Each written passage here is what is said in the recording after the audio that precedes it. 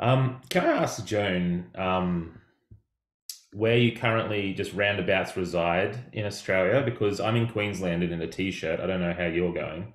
I'm cold. It's cold for me. I'm actually in Sydney, actually in Cremorne Ah, Point, but I'm in a really beautiful old deco building that faces south. So I have lots of big high windows, but it's cold. There's no central heating, oh so no. I have a hot water bottle behind me right now. Because I'm a Victorian boy and I miss the electric blanket. You don't need those in Queensland, but those electric blankets my mum used to turn on and warm up. Do you know, I've never used one. Actually, I did for a while, but I actually like just a really nice, thick, fluffy doona, and that. Mm. Yeah, there's no need for that up in Queensland. Hello, everyone. Welcome to Ben's Book Club. We'll just let everyone sort of enter. It sort of takes a few seconds for everyone to enter. But very welcome. Hello, Judy. I can see you. You're very familiar with the Zoom stuff there, Judy. And Jane, hello. Yeah. So normally what we do with Ben's Book Club is we get people to type where they're from in the chat. We love to see from all over the world. We've had a lot of different people, but especially in Australia. I think one of the coolest things about this particular book club, and because it's online, is we get to go all across Australia into a few smaller communities sometimes that perhaps a lot of authors might not visit on book tours and things. So it's pretty cool. We get to go to all these different places. Hello, Vicky. I don't know whether you can see the chat at all, Jane. There's a lot of Yeah, people. I This can is absolutely. awesome. Yeah, it's so much fun. I think it's great. Isn't It's it cool? Look, Erin's from Hobart. Okay, so our talk about cold, Erin probably just rolled your eyes at us a little bit, I yeah. bet. The thing is, Arnold Quinn. I grew up in New York where we have very cold winters, but I've been here in Australia for more than 35 years, so my blood has got very thin. So I get very cold very easily now. You're acclimated. Do you ever go back to New York and feel the sting of winter over there? You know, every time I've gone back, it's usually in the warmer weather there. So I leave the cold here to go there. Got a Um, few from Melbourne, a few from Tassie. Oh, this is awesome. Actually, this is one of the biggest turnouts we've had, Joan. I have to tell you. We've obviously got a very popular book here. Gemma oh, from Springfield, Queensland. A few from Melbourne. Represent Melbourne from Berwick in Melbourne. Not originally, but I lived there for a long time. South Morang, Sunshine Coast. That's near to where I live right now. Oh, Sue said a warm dog helps. Are you cuddling your dog at the moment, Sue? That's a great idea. Do you have any pets, Jane?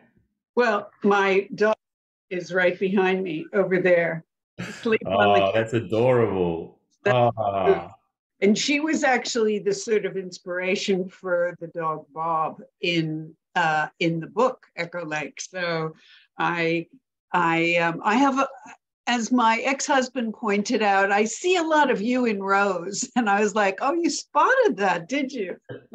Which well, was I definitely want to pick your brain on, yeah, how autobiographical Rose is for sure. That's going to be a big topic of conversation. We can all look at this. Look in the chat. People are loving Bob, and people are already sending through a lot of their thoughts. This is awesome, guys. And yeah, so with Ben's Book Club, this is just a real opportunity for everybody around Australia to come in and to have a chat with an author. And today we've got Joan Sauers here, and we're going to be chatting about her awesome book, Echo Lake. But if you have questions at all throughout the course of time, or if you have any comments that you'd like to make, just pop them in the chat. We'll get to as many as we can. I'd like to render myself useless eventually with writing questions and have them written by my chat is my main aim. But let's introduce Joan. So Joan is born in New York, and Joan is you're pretty well established, Joan. You've got a lot of credits. You're a screenwriter, a producer, and an author, and you've worked in London, Los Angeles, and New York before settling in Australia, the best place on the planet. She has lectured in screenwriting in Sydney, London, Paris, Berlin, and Casablanca. You're the coolest person I've ever talked to. I tell you what, she has had 14 books published in Australia, the US, India, and Japan, and you've been a editor on films including The Babadook and TV shows Rake and the Principal. and you're working on another TV series at the moment, which I'd love to chat with you or about that with you a little later on. And a sci-fi romance created by her daughter, a Southern Highlands mystery, which is after this one, correct? Yep. Talk about that. Jeez. All right. Well, maybe you'd be here for, what do you reckon, Joan? About 9 hours at this rate. See, this is the advantage of being as old as I am. Your CV looks really impressive because you've just had so many years on the planet to do so much stuff. It's a really cool life though that you've led. Like I'm turning 40 next year, and I've been really considering, I feel like I'm entering my prime years, I'm entering this time where I'm going to be building legacy, and I feel mature, I've got a few things going on, but I don't know whether my resume is going to sound as adventurous as yours. How have you lived such an adventurous life? It's funny, I don't think I take it for granted. But I always, even as a kid, I wanted to do the things that I have done. I wanted to travel. I wanted to live in another country. I wanted to teach. I wanted to be a mother. I wanted to make movies. I wanted to write books. And it's funny because I've never really thought of myself as an ambitious person, but I think I realized recently why I managed to get through a lot of those things and do them. And I think it's because I'm the middle child of five. Okay. Yep. And because of that, I'm a big believer in birth order and sibling relationships fueling what you become as a person. Mm-hmm. And I think I just became really competitive, and I became very determined to get what I want. It's like, I remember my sister, who was the eldest, we would get, like, after dinner, a family-sized bag of M&Ms. And as kids, and we would sit around a circle, and she would count them out, giving one to each of the five of us. And I remember guarding mine in the middle, terrified someone was going to take one away. And they tried, but I would always get them back. And I think that kind of, as a really little kid, I learned to go after what I wanted and to really take, really carpe diem, I guess. Yeah. Really seize the day, because those are, everything that you listed are kind of things I wanted from a young age. And I just thought, oh, I'm going to go out and get them. That's really cool. And, I think about that story too, because it's kind of easy to go in the opposite direction too, though, isn't it? That on one hand, you learnt how to fight for the things that you really want, right? But there's also, I think, a lot of young people might go in the opposite direction, just become very afraid, and if you'd gone in that direction, I mean, can you talk a little bit about living life as this artist? You're an artist. You've done so many different things, that you've created art, right? Like, it's a vulnerable thing. It's a scary thing. You constantly have to be in front of people and say, here I am in all my rawness. What's that like, living a life like that? It's scary. It is scary. And it isn't, I don't have a lot of stability. I mean, I think from the time I was, left school, there was 1 year or maybe a couple years that I actually had a job. The rest of the time I've just been freelancing. So never really knowing where the next income was coming from. And all those things you listed, like the books and the teaching gigs and the lecturing gigs all around the world, they were things that came sort of dotted in with some long, very lean periods.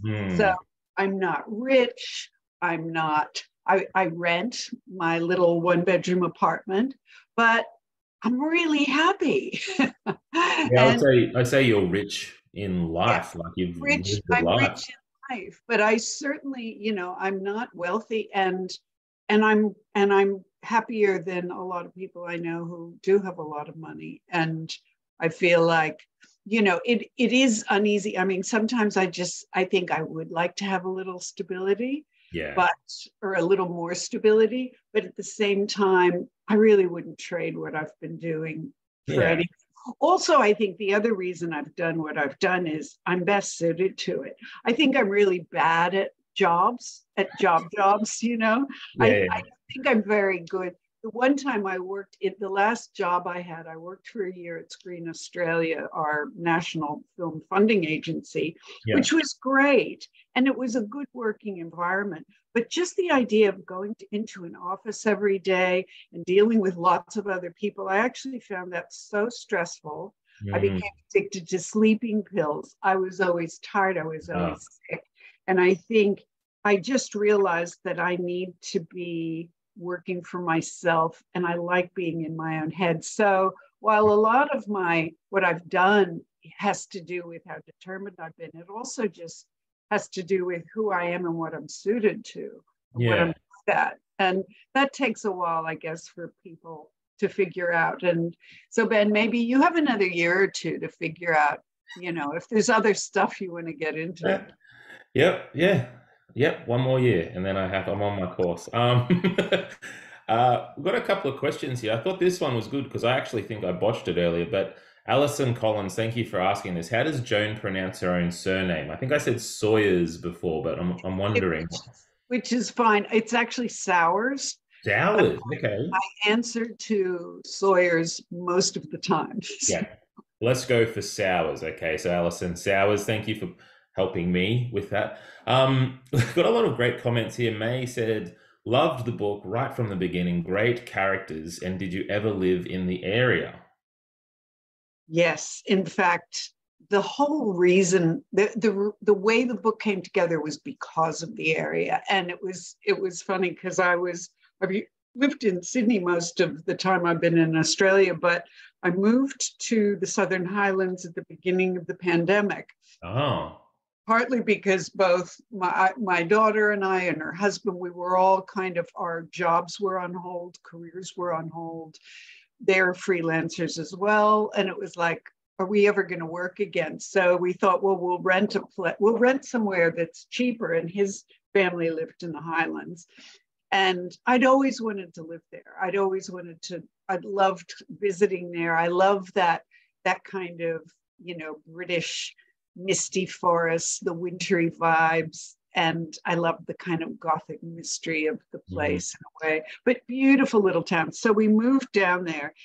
And at the time, I had been thinking of the detective mystery or the murder mystery that I wanted to write one day, but it wasn't quite coming together. And I didn't know why. I had sort of different elements, but I just wasn't feeling the juices flowing. And then when Mhm. we got to the Highlands, it was, I think, the first day I went to the dog park with Boo, Mhm. and it was foggy, just like in the book for Rose's first trip to the dog park. And there really was a guy playing bagpipes. And I thought, oh my God, this has so much atmosphere. And suddenly I imagined a kind of ghostly presence, and I imagined bodies being found in the forests, like Ivan Milat with Belanglo, and which is so nearby Mhm. as well. And I just thought, oh, this is the place. And then very quickly it all came together. And I wrote most of the book when I was still living down there. Mm, yeah, I think you can really feel that authenticity in the area. I think you capture that really, really well. And, books can be very transportational. I don't think I've ever visited the Southern Highlands, but I felt like I had when I read your book. Well, I have Um, friends who have said that after they read the book, they organized a long weekend to do an Echo Lake tour of the Southern Highlands, cool. and like bring their dog and go to the dog park and then go to Dirty Jane's to the antique store and look for the dusty maps. And because there were so many real locations that I used in the book. I had one friend though who said, I couldn't find the Irish pub, I really wanted to go and hear the girls from Galway. And I said, oh no, I made that part No. up. Everyone was, what, but the Burrowang pub where Ah, they have the auction, that's all real. That's absolutely like it is. So I think a lot of people are, what I love to read are what I call destination books. I love books where mm, I feel immersed in the location. So, and especially when it's real, like the Shetland series, Anne Cleeve's. yeah. I love going to the Shetland Islands or Vera Stanhope, going to Northumberland, or, Mhm. there are so many books that are so deeply entrenched in the locations where they're set. And for me, reading a book is partly, going to a new destination and going to a place I want to revisit again and again. I love that too. I love finding out a new world, like a new world with new words and things like that, and the way people talk to each other is so specific. But I'm actually a big fan too of, and I think you've done that in this book really vividly with um, how Rose is a historian, and I really love process. Like I love watching people who are good at their jobs do cool stuff in their jobs. So I'm like, oh, that's what they do. I sort of see. So, can you talk a little bit about creating that specific aspect to Rose's character? Because I would love to dive into really unpick, talking about her at great length because she's such a important new creation. You know what I mean? It's funny because the idea of having her be a historian actually came fairly late in the Oh, process. I mean, I had outlined the story and everything was the same, except I think for a while I had her being a journalist who had left her life as a sort of yeah. writer for the Sydney Morning Herald or something before moving down to the Highlands. But there was something about it that just didn't quite, and as an investigative journalist, she sort of made sense to have her be like an amateur detective. Yeah. But there was something about it that I just wasn't wild about. And then I thought, because, and this is another reason I'm a writer, is I'm very lazy. And so I don't necessarily want to do all the work it would take me to figure out how her life as a journalist would work in the Highlands. But so what I thought was in the book where she's as a historical researcher, she has all these little assignments, including the first one where she has to research the children who came on the first fleet. Yeah. Yeah. And what that actually was from was research I did because I was writing a screenplay for a feature film about the children of the First Fleet. So Wow. I did that research, and all of the other bits of research that she does, including who wrote Waltzing Matilda, the Shackleton story, all of those were ill-fated screen projects of my own that I already did the research for. And I thought, I know, I'll have her be a historical research and she can talk about all the stories of mine that I never got to tell. That's very smart. That's smart because then I've you've already done the research. You've done the work. already done the research, Yeah. and I was able to sort of cherry pick the bits of each story that I really loved. And then I thought, well, that's perfect if she's a freelance, online researcher, because that's something I relate to as someone who likes to work on my own, likes to work Mm. at home, loves to spend time in libraries. But I am naturally curious, and I'm a really good, like, I can get people to tell me their deepest, darkest secrets after knowing them for a few minutes. And I thought, well, if Rose, because she has that natural curiosity, but she's completely unthreatening, if she has that quality on top of being able to technically be good at research, then she really became well-rounded. But the other big aspect of her that I also share is that ability to pick up on the history of a place. And Yeah, right. Yeah, right. Well, moving to this because I wanted to talk to you about this a little bit, but I'm very sorry if I've pronounced your name incorrectly, but it's either Aria or Aya. Has asked this question, and I was very curious. Is Rose's character based upon yourself or anyone else? And I guess you've just revealed a little bit, but how much of Rose is really Joan? If you had to take it's elements out. it's funny. I mean, what I did was I used a lot of aspects of my life and my experience, but in one way, I think she's very different from me. In fact, I've said to people, I'm actually sort of part Rose, part Kim. So I've got kind of Kim's I love that. Yeah. pushiness and sort of lack of subtlety sometimes. Uh-huh, I uh-huh. I think in some ways Rose is she has more insecurity and vulnerability than I do, but but I have those things too. I think she wears them more on her sleeve. And I Mm. feel like maybe she's more like who I was 20 years ago. Um, So you think she's more easily hurt, maybe? She's a bit more yeah, sensitive. yeah. And I think part of that was a very calculated decision because this Echo Lake was always intended to be the first in a series of books. So what Yeah. I want to do is I want to have continuity for her character. So I want her to have a lot to learn and a lot, need to still grow a lot over the Yeah. course of several books, at Hmm. least, hopefully.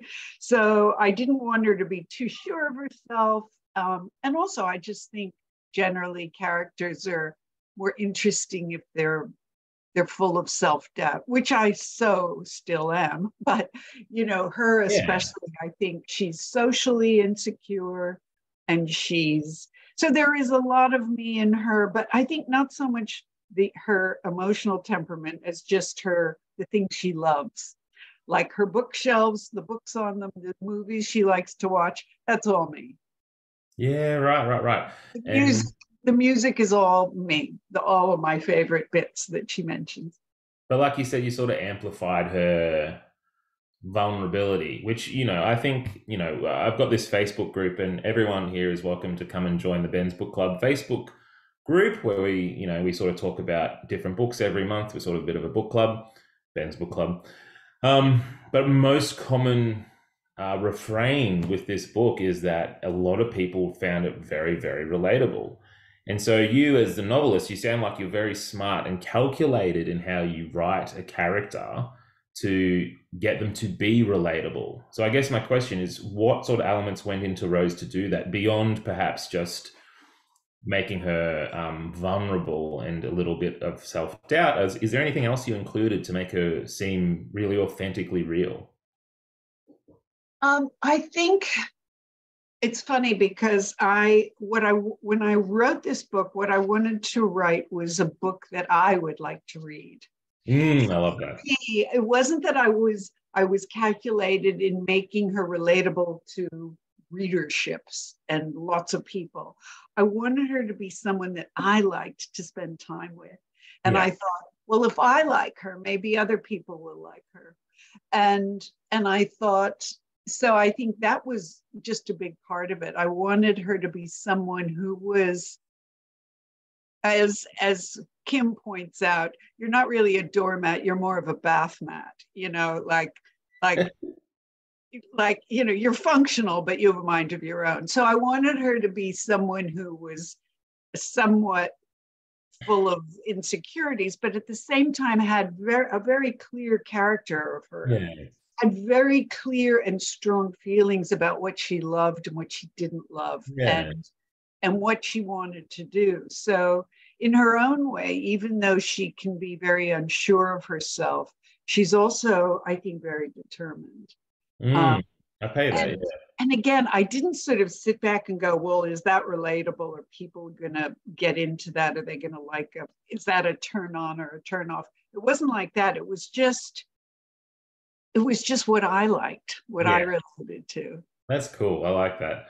Do you think, because this is my very first, and it's been pegged as a cozy mystery, do you think that element of the cozy, I mean, a part of it is all the, eating of all those dessert treats, bakery treats, right? But it's also to do with the characters. Like you just feel, when you're reading your book, you feel comforted. At least I did. Like it felt very welcoming. Yeah. Do you think that's part of that tag, the cozy mystery? Yeah, and in fact, it's funny because that was again something that I did because I like to read. I love mysteries Hmm.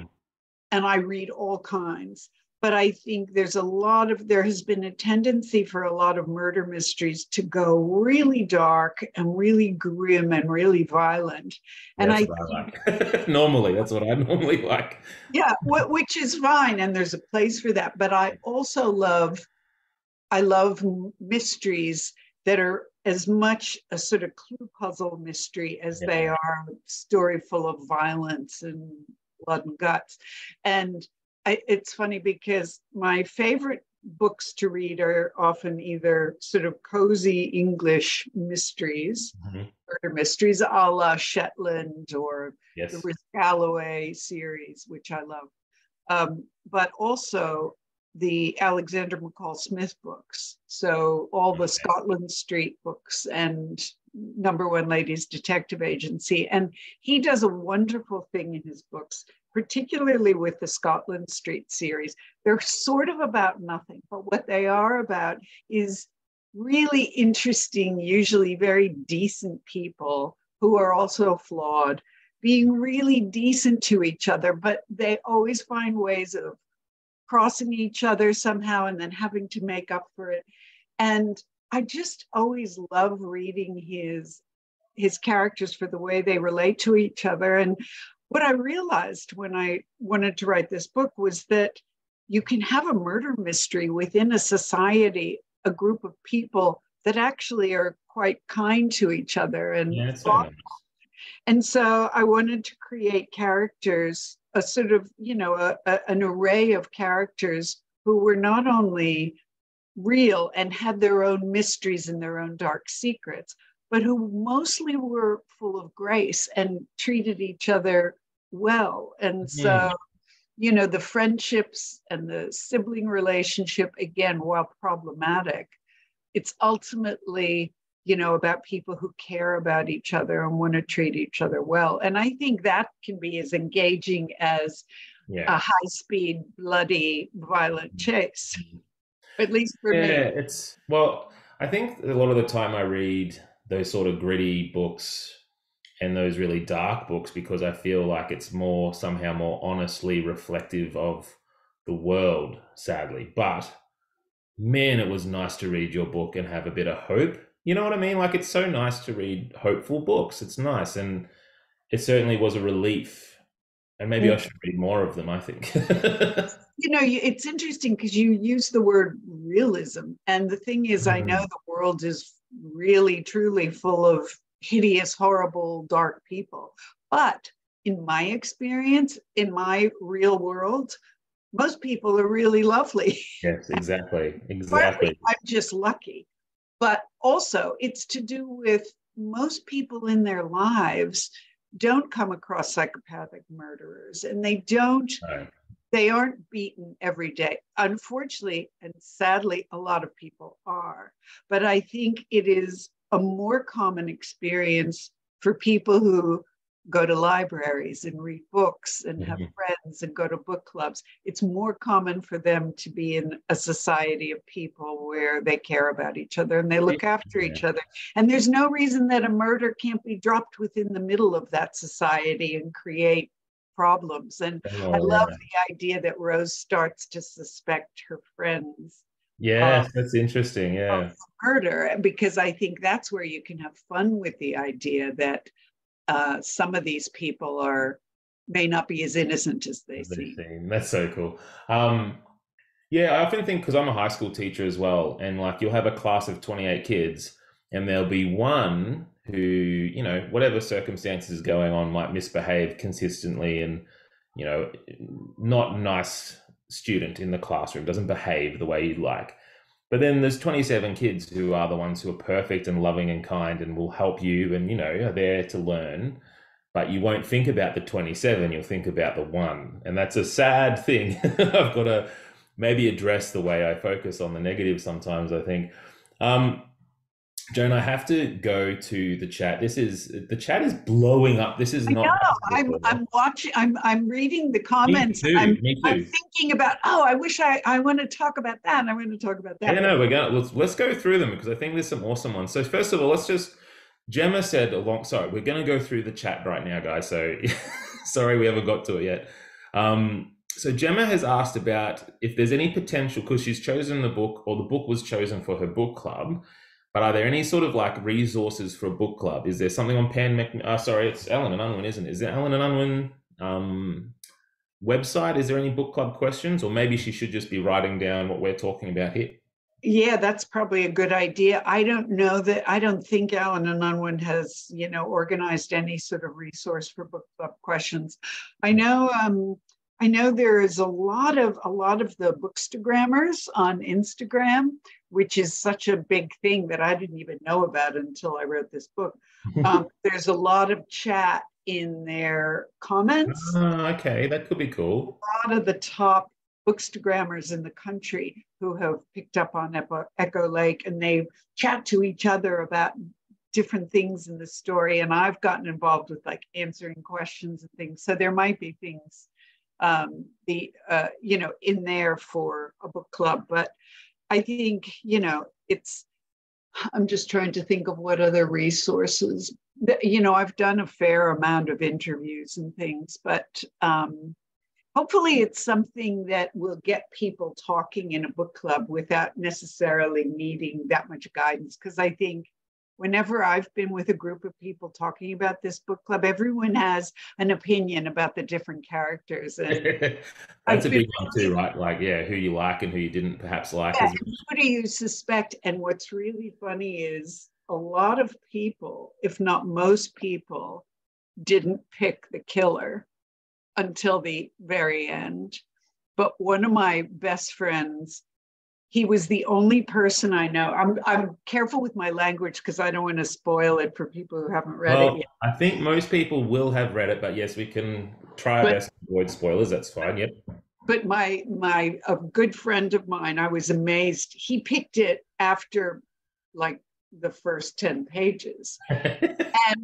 And it's so funny because I guess when you think about it, it makes sense. He's also a writer, and he was the guy who wrote the screenplay adaptation of The Dry, Jane Harper's book. Wow. So Okay. Yep. That's a he big kind one. of he kind of knows the craft, and You was saw like, what you were doing. well, actually, what was really funny was he said to me, he said, yeah, I got it because I realized that what you were doing was a kind of Jane Austen Pride and Prejudice thing.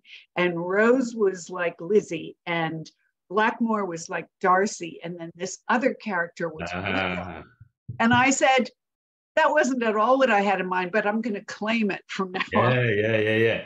Yeah, don't put him in the story from now on. You meant that from the start, right? We'll just exclude his revelation there. Exactly. Um, so Jennifer has asked, are the characters people you know or have met? So we talked about Rose, but is anyone else in here based on anyone that you know? Yes, the probably the one more so than Rose, who is exactly someone I know, is George. In fact, I'm going down to visit him on the weekend, and he actually just had his 90th birthday. Wow. Can I Um, can I tell you very quickly on that note that that's who my mum suspected? oh, well, there was one point I had made such a good case of him being the murderer. Yeah. Again, I don't want to spoil it, but yeah, I was like, I think George is the murderer. Yeah. And in fact, there were times as I was writing the book where I thought for a while of changing who the killer was. But in Ooh, the end, I came back to my original idea for who it okay. would be. That's But probably right. George is definitely my good friend Michael, and who was an English retired publisher. He used to run Penguin back in like the 60s and 70s, Wow. and I met him at the dog park when our dogs, and his dog is exactly like Cordelia. Her That's name so cool. is Juno, but I met him at the dog park. We met through our dogs and became instant friends, and just lend each other books. Actually, he lends me books because he has all the nice hardcovers. Um, That's okay. So he's really mirrored on this person named Michael. yes. That's cool. Absolutely. The only difference is because when I had told him that I based this very big character in the book on him, and he was very flattered. But then he read the book and he said, "I wish I had a house as nice as he has."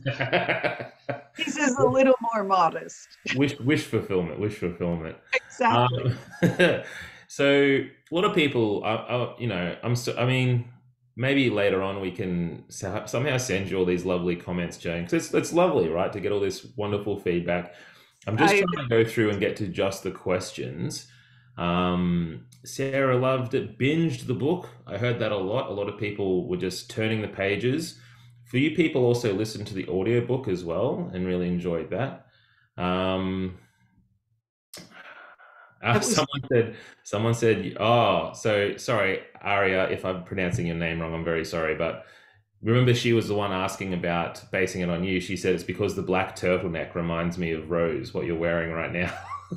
this is this is actually a very dark brown, but that is 100% me. My uniform is in winter a black turtleneck and blue jeans, and I'm afraid I often think it's because I did grow up Catholic and then lapsed or collapsed. But growing up going to Catholic schools and wearing Yeah. a uniform my whole life, I think I just, again, I'm a bit lazy when it comes to dressing, and I don't really care that much. I'd rather just be comfortable and not think about it. So yeah, I have my uniform is Rose's uniform.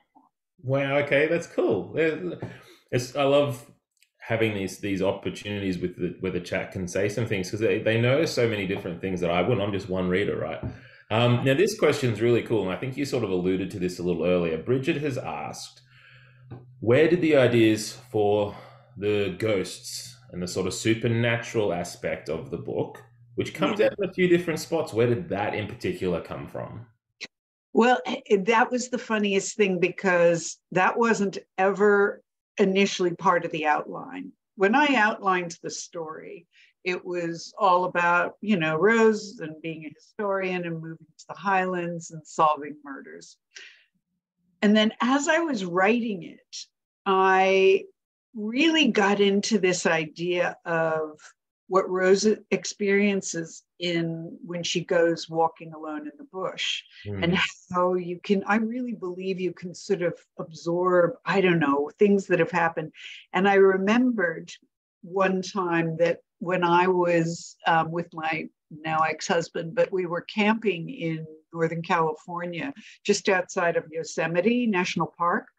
And we found this absolutely beautiful campsite, this amazing clearing. I mean, it wasn't a designated campsite, it was just part of the wilderness. Yeah. And we got out of the truck, and usually we would set up our tent right away. And instead, we just wandered around, and it should have been perfect. But there was something weird about the place. And Hmm. then I started smelling something, but it was like I knew it wasn't a real smell. I knew it was like in my head, but it Right, smelled right, yep. horrible. And I was filled with this feeling of dread. And I thought, my husband is never going to buy this, but I didn't like it there. And I turned around, and I started walking towards him, and I said, I think we should leave. And he said, absolutely. And we both ran back to the truck. And I Wow. said, did you feel it too? He said, yeah, there was something wrong with that place. Anyway, years went by. I tried to find out sort of at the time, like, if there had been a dead animal there, whatever. Couldn't find out anything. And then many years later, I was reading a book, a novel actually, but it was set in the early 1800s in Northern California. Anyway, it told the true story of the massacre of a family of Native American Oh, okay, yep. women and children by fur trappers. And it was in that spot. It was in that exact clearing in that ravine off That's, that river. that's And eerie. I thought, I felt that. That was exactly what it felt like. A massacre had occurred there. Yeah, so you're a big believer in sort of a spiritual dimension and different things affecting the way a room feels, right? Like that's something that Yeah, you, just like, I mean, the echoes of the past. I mean, yeah. it's happened to me a few times. It happened to me in a church in England where it turned out a choir had died in a fire. And then it also happened when I was outside of Inverness in Scotland, and I was walking through a field, and it was a beautiful day, and I suddenly had stabbing pains in my stomach and was taken to the hospital, and they couldn't find anything wrong with me. And the doctor said, where were you walking exactly again? And I told him, and he said, oh, you were on the battlefield at Culloden. No wonder you were dying. We were feeling the swords of the English soldiers. Anyway, and I Wow. had no idea I was there, but it was, without having a really clear theory about how that all works and what it all means, I just know that there's more going on than meets the eye. And I feel like that somehow dramatic events have echoes, and good events as well as, Is that where that comes from? The that echo. is where that comes from. Ah, okay. Yeah. That's clever. It's got multiple different meanings, that then. And there's a quote at the beginning of the book from Margaret Atwood where she talks about, as all historians know, the past is a dark place filled with echoes or something like that. So Mm. I've misquoted it, but anyway, yeah, I'm a big believer in that. So whether it's a spiritual quality or, as I think I said in the book, for Rose, she wonders sometimes whether she feels those things because she's a historian, or whether she became a historian because she feels those things. That's such a good question. That's a good Yeah. question for book clubs, actually, isn't it? Yes. Yeah. Are we Yes. born And into, you know? I'm fascinated to hear other people's stories like that, because sort of the more examples of people picking up on what happened in the past in a place that I hear, the more it reinforces that this stuff is real on some level, which I think is so interesting. Well, I imagine there's a lot of people who've had similar experiences, but I don't know whether I've read it in a like a cozy mystery like this, where it's given a kind of reality and not just someone's superstition playing up and it's all nonsense in the end. Like it's actually sort of validated in the Yeah. novel, which was pretty cool. We've got a couple of questions here, and I actually want to ask this because I already know I've read a couple of interviews with you, so I think there's a good answer to this. But a few people wanted to ask why the camera roll. Why was that the first clue? Why hide it in the backyard? I think you've got a good story about this. I do have a good story. When I actually first moved to Bundina, which is where I was before I lived in the Highlands, which is a little town on the south coast below Sydney, actually in the national park. It's got another sort of weird mystery vibe to it because it's just this tiny little town surrounded by bushland. Anyway, I just moved there and I was in the Manna Cafe, which is where Manna is in Bundina. And I met a woman who just sort of sat down with me at a table and we got chatting. And she said, "Oh, I hope you have a great time." When I first moved to Bundina, I was digging in my garden and I dug up a roll of film. And I said, "Oh my God, what was the deal?" And she said, "Well, someone had buried it there." And I said, "Did you have it developed?" And she said, "Of course I did." And I said, "My God, what was on it?" And she said, "It was pictures of my neighbors at a swingers party." And I laughed so hard. And I said, "Oh my God, may I please use this in a book?" Because aside from the fact that that's really funny, just the idea that you could be innocently planting something in your garden and find a roll of film. So the first question I thought is, would most people have it developed? And I don't know, but I sure would. And I would, Rose as a I would historian, 100% get it developed. right? Okay. Chime in. Would you get that developed? Would you be Yeah, that once you person? get it developed. So I thought, well, I would. And then I thought, well, what would be on it? And I thought, pictures of a missing woman. And that's going to set Rose, that's just going to light her fire. That is just going to set her on a course to find out what happened to this woman and to find out who she was.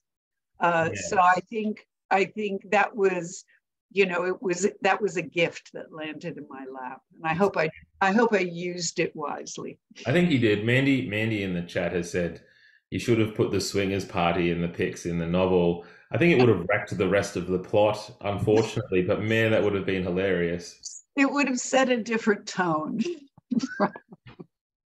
I really, no, I know, I'm sorry. I really want to know, like, what sort of pics were they? They must have been pretty raunchy to be buried, right? Well, but also, like, why would someone bury that? Like, why not, if you don't want it, you burn it or get rid of it, throw it away. Right, yeah, so why But it bury was like it? whoever buried it wanted someone to find it eventually. That is strange. But these people still lived in the town, like they had just moved out of that house. And anyway, and my friend said, like, over the next weeks and months, walking around town, she would recognize different people from the photographs. I know, mind blowing. That's so funny, like this secret knowledge you have on these people, right? Oh, That's amazing. exactly, exactly. I know. Bridget has asked that in the next novel that the swingers party somehow features, please. That's Yeah, I what. may have to. I may have to go there. The thing is, I can't use the buried roll of film twice. But there. But the funny thing about the swingers party thing is, I think it is the sort of thing that you don't think happens in small towns that look quaint Right. and conservative and all that. But they probably do more so than in the city. I mean, I think it's. I think this is another thing I love about that sort of small town setting, is this idea that there's George at a swingers I party. know. That just made me laugh, man. You keep making me laugh. But I think that I find that really appealing. This idea that on the surface, it's these quaint, quiet, scenic little country towns, but Yeah. they all have a dark underbelly. And every small town I've lived in has a dark side that I think, everywhere has a dark side, certainly big cities, but you expect it in a big city. Mm. Whereas a pretty little town filled with sandstone churches and antique stores doesn't necessarily suggest itself as a place where swingers and murderers and strange things are going on, but they go on everywhere. It's always a bit, yeah, it's always a bit shocking to the core. It's always more shocking in a small town. I grew up in a small town called well, most people who attend regularly will know the town. I won't mention it because I'm about to say something pretty bad Oh, about it. But there was, my mum and dad still live there. I've got my grandma there, and it's a very small town in Victoria. And we were all shocked when there was a meth lab explosion in the town. Oh, like regular community church folk, like we don't know about the meth that's lab. right. That's right. Yeah, but it was it was definitely there. Um, a lot of people are saying that this is seeming very true, like the relatability of that. Can I ask this? So you heard this little tidbit from this person who you ran into, and you had all these different things, characters. Now you are a screenwriter, and you've talked a lot about all the different screenplays that you've written and you supervised on. I had a bunch of questions on the Babadook because, oh my gosh, what amazing film that film is. But why a book? Did it immediately go novel to you, or did you have a, you know what I mean? Like, if this is your normal practice. Yeah, I mean, I've always wanted to write a murder mystery. Mm, Um, and the thing is, I've just been so busy with television, especially for so long, because at the moment I've just delivered the final drafts of I've written 2 episodes on a new ABC series that starts shooting next month. That's a spin-off from the movie Ladies in Black, and it's okay. be a TV series. So I've written those. And before that, I wrote on Wakefield, the TV series that was also an ABC series that was also a sort of a mystery, but a psychological mystery. Yeah. Uh, and I mean, I've always loved writing for the screen because I love movies and I love television. Again, I'm basically a lazy person who likes to read books, watch movies, and TV. So I thought I better learn how to make a living out of it. Yeah, Uh, sure. or scrape a living out of it. But I think ultimately, writing for film and television is harder. Writing screenplays is really hard. The main difference being that when you're writing a screenplay, You can't write what the characters are thinking. You can't Yeah. get inside anyone's head. So Yeah. everything that you write on the page has to reveal character through action, behavior, or dialogue. And very rarely in real life do people say what they're really feeling and thinking. So Mhm. it's a constant sort of tap dance, and also it's hugely collaborative. So you can't have creative control. You're working with directors and producers and actors and the budget and set designers and broadcasters and streamers, and they've all got notes. And one of the things that I wanted to try in writing a novel was to have total creative control Mm. over the whole world. And I can hear right now, if I wrote this as a TV show, Yeah. I can hear the first notes from the streamers saying, well, we love the murder mystery, but we don't like the ghost story. So Yes. cut that Yeah. out. Yeah. Or we love the ghost story, but forget about the murder. And I wanted to just write my own book in my own voice and make all my own decisions. And that sounds really selfish, but I also think there's No. an artistic integrity to that where I just feel like it's probably the best. And it's certainly the thing that's closest to my heart that I've done. No. That's lovely. And I saw one of the questions. I'm already well into writing the second book, and I plan for there to be several Southern Highlands mysteries with Rose getting into deep shit yet again. I did notice as an author myself, I did notice the planting of the seed of the son Sam, and then I was like, well, that didn't quite pay off in this one just yet. I mean, it was lovely, but I'm like, oh, that's going to come back somehow, I bet. He's a forensic archaeologist. We got to bring him back. He's It's very smart. he's back from the beginning of the second book. Nice. Okay, I'm looking forward to that one. We're nearly out of time, if you can believe that. I've got another few questions and a few other things to talk about. So, just in the chat, everybody, I'm just pressing send on the Facebook group for Ben's Book Club. Towards the end of the chat today with Joan, I'll talk about our next month's book. But every month we read a new book on the Libby app all together, and then we come in and have a chat with the author. It's a really great community. As you can see, everyone's really supportive and lovely to chat with. So we'd love to have you back. So feel free to join there. I post updates. I love this question from Jason. Jason asks about, a lot of people have said this seems like it's a very visual feeling book. It felt often like watching a film or TV series. So I guess my question would be, obviously if it's so close to your heart, you'd probably be the one to write it, but is there any design in there? And then Jason's question is, who would you love to play Rose?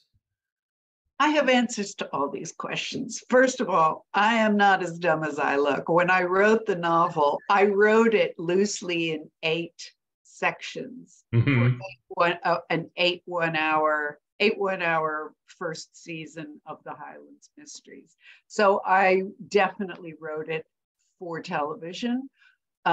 Also, it's just the way my mind works. Yeah. So I wanted it to be really visual, but also really, involving all the senses. So, so people would feel like they could see it rolling before their eyes and taste the cinnamon buns and smell the gingerbread cooking, but also just feel the mud under her boots. And, it would be so easy for me to adapt this as a TV series, and I've already written up the pitch deck and the outlines for the 8 episodes, and events to happen in future seasons. So we're just sort of waiting to see how soon the second book might come along, because when you're selling a TV idea to broadcasters or streamers, they want to know if it's a returning series. So I want to make sure I have the second book in the pipeline.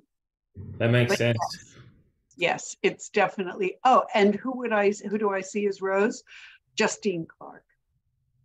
Justine Clark. I actually don't know that. Oh my goodness, you would know her if you saw her. She's been in a million things. She was in, I think, Secret Life, but she's also been in a lot. Okay, Gemma knows her. Oh, play Okay. school. Jennifer says play school. Yeah, she's a big play school person, and it's funny because I haven't even approached Justine, but a friend of mine who's a producer who works with her a lot has said she will get her the book, and she thinks she'd be great. Have you Um, seen everyone's reaction in the chat here? Sorry, no. Oh, good choice. Well, because I think she's lovable and she's warm. And I think as her older sister, I'd love to have as Kim, I'd love to have Claudia Carvin. That's great. Claudia, I know. That's wow. Okay. Yep. Yeah. Wow. Yep. And of Dream. course, as Detective Blackmore, Chris Hemsworth. Duh. Of course. Why not shoot for the why not give opportunities to the small town folk who don't have as many That's actors? what I'm thinking. Yeah, because I asked my friend Michael, who is really George, who he wanted to play him, and he said, of course, Ian McKellen. So I said, great, we'll get Ian. That's actually brilliant casting though. That's a great call from Michael. I know. So I think it's done and dusted, Ben. It's this show is smoking hot. I look forward to it. But hey, everyone in the chat, one way that things like that get made is from a bunch of supportive people who clamor studios for it. So that we've read this book together, I think it needs to go underneath, every Christmas tree come Christmas time and spread the word so we can get this show made with Ian McKellen, Chris Hemsworth, and Yeah, what a cast, what a cast. it'll work. I think it'll work. Absolutely. Can I have a role? Can I have like a cameo? Can I be in can I have the cinnamon bun? But Ben, I'm seeing you as Ray Mullen, as the guy. Did you just do that to me? Did you really do that to me? That's amazing. I did. I want to give you. I want to, expand your horizons. All right. I better practice. Push yourself. Yeah. Well, I mean, listen. Give me that script. I'll practice my line reading. I'll audition with everybody else just so we can make sure it's All above right. board. Yeah. I don't want Just to be fair. Yeah. to. Joan, it's been amazing to chat with you. We've just about out of time. It's been such a lovely time chatting with you. Thank you. I like to end with this question. Is there any question that you wanted me to ask that I haven't actually asked? Is there anything just burning within you to talk about with Echo Lake? Because I feel like we could keep going, but I mean, I feel like we could, but I also feel like we covered the big things. We didn't even And talk about Ray. We didn't talk about the inciting incident at the start with the BMW. no, we didn't, which it happened to me exactly. And Oh, really? his name wasn't Ray Mullen, but he was driving a blue BMW. And that interaction happened too, that aggressive kind of interaction. Exactly, except in real life, the guy was even crazier. Like, Wow. yeah. But and my pipes were stuffed. In the end, I don't know whether it was him who did it, but it might have been. There's a lot of you in this. I'm just, Afraid so. yeah. I've always wanted to be really mysterious, and I'm afraid it's just all hanging out there. I really enjoy your vulnerability and your openness. Thank you very much. Gordana, always great to have you here. Thank you for being a part of it. Thank you, everybody, for being a part of Ben's Book Club, and a special big thanks to Joan. That everyone has absolutely loved this book. It's been a real hit. And so, I'm so pleased. I'm so pleased that it's just touched a chord with people, and I'm having so much fun writing the second one. And knowing people respond to this one, it gives me confidence to sort of keep doing it the way I'm doing it. So thank you. Yeah, and thank you. And Jane, thank you for help running the chat as well. I know you're always in there sort of helping everything. You can see all the people who just love this. So we'll have to have you back, Joan, when the next one comes out. We'll have you back. Oh, I'd love to. Love to be back. That would be really cool. Now, just so everyone's aware, because I sort of announced what the next month book is during this chat, we are changing tack a little bit. We're reading something a little bit different. We've done one non-fiction book before, which was called Larimer, which was this little pub with a guy who went missing. It was a real true crime, I guess it would called. But the next one we're reading is called, oh, look, my mum came to the chat. Hey, Mum. Mum was messaging me during our chat, and she was angry she couldn't get on. So you made it. Thank you. She loved your book. She loved, yeah, she thought joy. Anyway, but the next book we're going to be looking at is called Growing Grapes Might Be Fun. And so it's a non-fiction book about a person who sort of ventures out into the country and makes a vineyard out of a junkyard. So it's going to be a moving, sort of funny, humorous memoir of people trying to, what does it say here, turn a sheep paddock into a vineyard. And they follow the centuries old tradition of family winemaking. So it's called Growing Grapes Might Be Fun. I'll announce it in the Facebook group. I'd love to have you back. But Joan, thank you again. Good luck with everything. And yeah, I'll call you about that audition, I Yeah. guess. Yeah, we'll be in touch. I'll have Brilliant. my people call your people or something. You might have to shave your head, but you'll be fine with that, won't you? Yeah. Oh, anything. It's my dream role. Um, Looking forward to it. All right. Thank you again. Thank you, Joan. And thanks everyone for being a part of Ben's Book Club. Thank you so much. All Thank right. you. Bye. Bye.